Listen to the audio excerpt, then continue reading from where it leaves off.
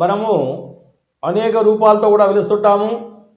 ముఖ్యంగా కూడా మహిళల్లో కూడా రకరకాల వర్ణాలు ఉంటాయి, రంగులు ఉంటాయి.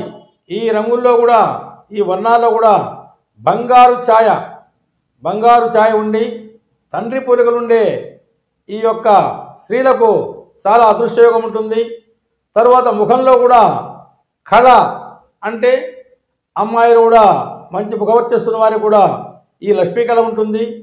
ఈ లక్ష్మీ కళ ఉన్న వారికి కూడా శాంత చూపులతో అలాంటి వారికి కూడా ఈ యొక్క మంచి అదృష్ట రేఖ కూడా ఉంటుంది. మన యొక్క దృష్టి, తరువాత మన నడక, మన ప్రవర్తన ఇలాంటి స్త్రీలో కూడా మంచి అవకాశం ఉంటుంది. తరువాత తండ్రి యొక్క బుద్ధుల వలన కానీ ఈ అమ్మాయి కూడా అదృష్టయోగం ఉంటుంది. ఏదైనా వక్ర బుద్ధుల వలన కూడా కొంత ఇబ్బందులు ఎదురవుతుంటాయి. ఈ యొక్క అమ్మవారి యొక్క రూపం ఉన్నట్టుగా ఎరుపు రంగు వారికి, తండ్రి పోలికలు ఉన్న వారికి, తర్వాత ముక్కు కూడా సూటిగా ఉన్న వారికి కూడా ఇలాంటి వారికి కూడా అదృష్టయోగాలు ఉంటాయి. తరువాత కన్నుల్లో కూడా క్రూరమైన చూపులు వారి కాకుండా శాంత చూపులతో ఉన్నవారికి కూడా అదృష్టయోగాలు ఉంటాయి.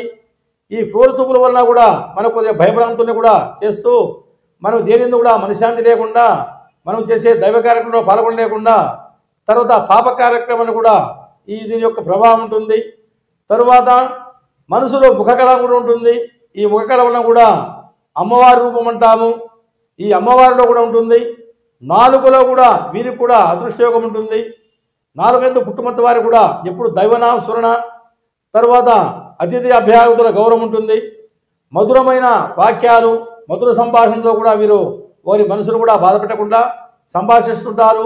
ఇలాంటి స్త్రీలకు కూడా మంచి అవకాశం కూడా ఉంటుంది. తరువాత మనం నడిచే నడక విధానం కూడా బట్టి కూడా కొంత ఫలితాలు ఉంటుంటాయి. మనం నడిచే నడక కూడా చాలా ధ్వని లేకుండా భూమాత మీద పాదస్పర్శ పెడుతుంటాము. ఆ భూమాత కూడా మనం హాని జరగకుండా చాలా పాపాలు పుణ్యాలు కూడా భరించే తల్లి భూమాత. ఈ భూమాత కూడా మనం నిద్రలేచిన వెంటనే పాద నమస్కారం చేస్తూ ఉంటుంటాము.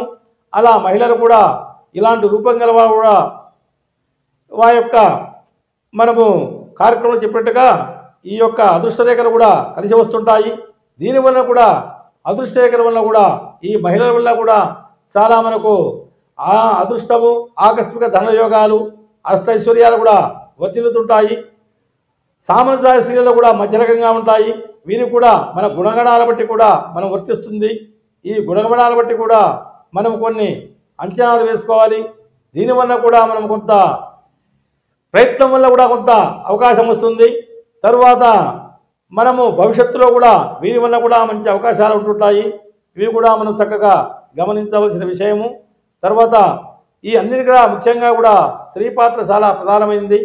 ఆధ్యాత్మిక పరంగా కానీ, కుటుంబ పరంగా కానీ, కుటుంబాన్ని కూడా తీర్చిదిద్దడంలో స్త్రీ యొక్క పాత్ర చాలా ముఖ్యమైనది. వీరు కూడా దైవాత్మికంగా అందరూ కూడా చక్కగా పాల్గొని ఈ యొక్క అమ్మవారి యొక్క కృపాకటాక్షాలు కూడా పొందవలసింది. దైవ పూజల్లో కానీ వారి యొక్క ఆధ్యాత్మిక చింతలో కానీ పాల్గొనవలసిందిగా కోరుతున్నాము.